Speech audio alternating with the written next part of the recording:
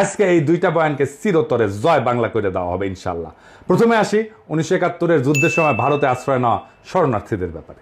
দাবি করা হয় 1 কোটি মানুষ পাকিস্তানি বাহিনীর আক্রমণে ঘরবাড়ি ছেড়ে ভারতের শরণার্থী শিবিরে আশ্রয় নিয়েছিল।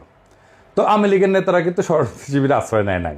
তারা দেশ থেকে পালানোর সময় বিভিন্ন ব্যাংকের ভল্ট ভেঙে ডাকাতি করে কোটি কোটি টাকা নিয়ে ইন্ডিয়া গেছিল। সেসব টাকা দিয়ে কলকাতাতে বাড়ি ভাড়া করে থাকতো, ফ্ল্যাট ভাড়া করে, আর মদ খাইতো, আর সোনা খাইতে খাটকা পাইতো। তো তখন পূর্ব পাকিস্তানের জনসংখ্যা ছিল 7.5 কোটি। বাংলাদেশের গ্রামের সংখ্যা 68,000-এর মতো, আমরা এটা জানি।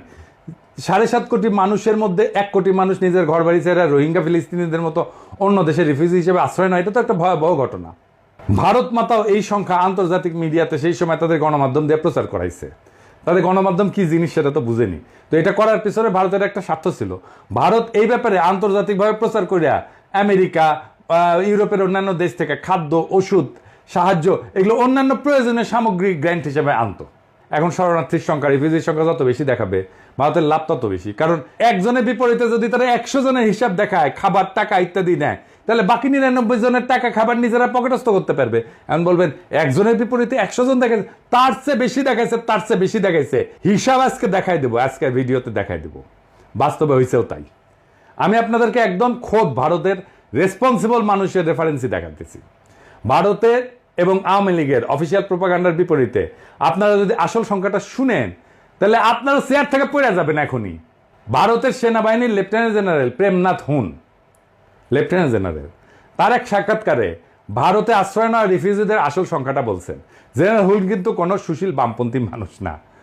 উনি একজন কট্টর হিন্দুত্ববাদী, যিনি রিটায়ারমেন্টের পর শিবসেনাতে জয়েন করছিলেন, এখন এরপর বিজেপিতেও যোগ দিচ্ছেন।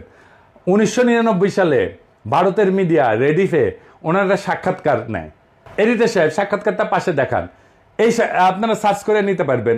এই সাক্ষাৎকারে জেনারেল হুন 1971 সালে ভারতে আশ্রয় নেওয়া শরণার্থীদের আসল সংখ্যাটা প্রকাশ করছিলেন। সংখ্যাটা হইতেছে কত? শুনে পড়ে যায় না চেয়ার থেকে, চেয়ারে সিট বেল্ট বেঁধে নেন। 90,000। 90,000, ঠিকই শুনেছেন, 90,000। কই 1 কোটি আর কই 90,000। বাংলাদেশে গ্রামের সংখ্যা 68,000। বাংলাদেশের অধিকাংশ জনগোষ্ঠী, মেজরিটি সংখ্যক গ্রামের কেউই ভারতে গিয়ে আশ্রয় নেয় নাই। গ্রামের সীমিত সংখ্যক ব্যক্তি ভারতে গিয়ে আশ্রয় নিয়েছিল। এখন কাঠালানি পতনের পরই তো ফ্যাসিস্ট আওয়ামী লীগের দুর্বৃত্তরা বিপ্লবী জনতার ধাওয়া খাইয়া প্রায় লাখখানেক দুর্বৃত্ত ভারতে গিয়ে আশ্রয় নিছে। কলকাতাত আওয়ামী লীগ আবার অফিস খুলিছে। আরো অনেক দুর্বৃত্ত পলাইতে গিয়ে বিপ্লবী জনতার হাতে ধরা গেছে। কালামানিক তো পলাইতে গিয়ে সর্বস্ব হারায় মনের দুঃখে কলা পাতের উপরে শুয়েছিল। 1971 সালে এখনকার চেয়ে কম সংখ্যক মানুষ ভারতে গিয়ে আশ্রয় নিয়েছিল। ভারত মাতা এবং আওয়ামী লীগের প্রোপাগান্ডায় কিভাবে 90,000 1 কোটিতে রূপান্তরিত হয় দেখছেন। কাহিনী এখানে শেষ না। তৎকালীন